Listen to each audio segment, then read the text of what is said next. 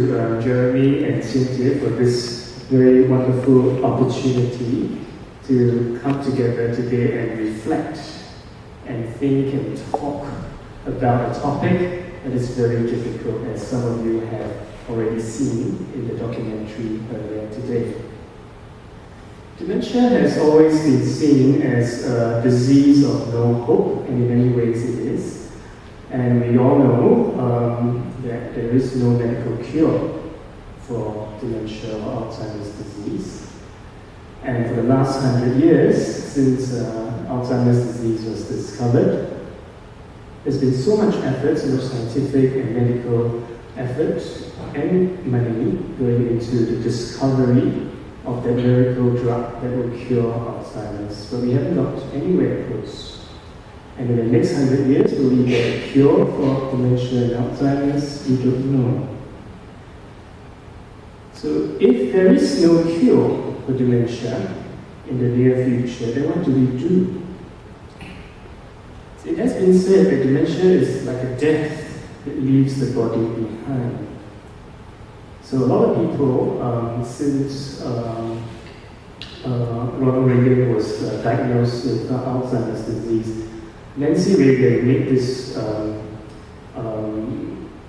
very popular in dementia world, and it's called the long goodbye, and it reflects Nancy Reagan's very, very difficult struggle in looking after her husband and trying to cope with this death that leaves the body behind. It's almost like saying a very long goodbye to somebody who's still alive, and it's very hard.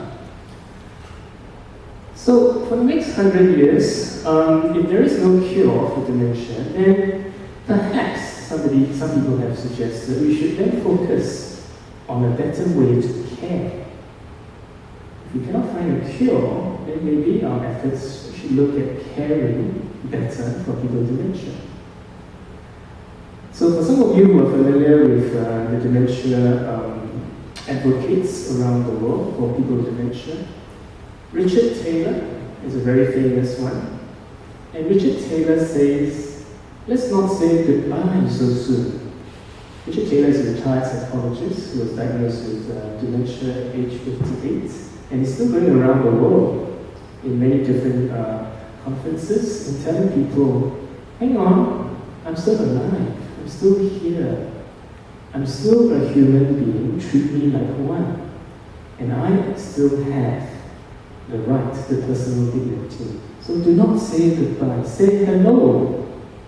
Don't stop calling me, I'm still here.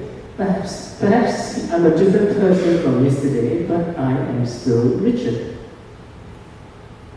Christine Bryden, an Australian former civil servant, also has been diagnosed with dementia, and she is also a very strong advocate to explain to the world about her experience of dementia. And she says this: we know the feeling, but we do not know the plot. We are still here in emotion and spirit, if only you could find us. So that's her challenge to us. Christine Bryden is challenging all of us, people who live around people with dementia, to come into their world and to look for them, look harder, look beyond the disease, look beyond the behaviors and the forgetfulness and the confusion, because the disease has clouded who this person is.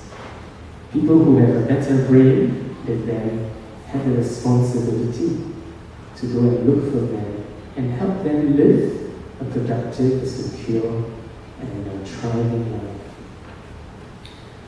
So with this Before We Forget project, we're very, very happy that there is now a growing awareness and a growing appreciation that dementia will come to us, whether we like it or not. This tsunami, this epidemic will hit us as our society ages rapidly. And we cannot find a cure, then there's no hiding away from the fact that we have to live with them. So this year's Alzheimer's Disease Association World Alzheimer's Day Public Forum in September has the theme of living together. So it is a call to all of us, the greater society, to live with this disease, not to hope that it will go away, because it won't. We have to find a way to accept and adapt and live with this disease. As part of our Alzheimer's Disease Association's work, we have a small team of committed volunteers together with Dr. Dementia, working towards a person-centered care approach to dementia. And this is a different way of looking at dementia from a non-medical perspective. And we've been very actively promoting this message of person-centered care to a lot of elder care agencies in Singapore. And our work is still continuing. It's still a very challenging task, because there's still so much stigma, there's still so much misconception about the disease. So our challenge really is to help everybody who are in contact with people with dementia, whose lives are touched by dementia, to think of a different way to engage them. So a few projects that we are now working on is using creative arts, using museum tours, photography, to help engage people with dementia, because they can still do things, they still have remaining abilities, and it is us, with our intact brains, it's our responsibility to help them engage with the world, because ultimately they are human beings, they have a right to dignity, and they need to be sustained in their connectedness with the world, and we need to help them develop their true identity beyond the disease. So with this, I'd like to thank Jeremy and Cynthia for your wonderful book and your wonderful documentary, which has given us a lot of hope.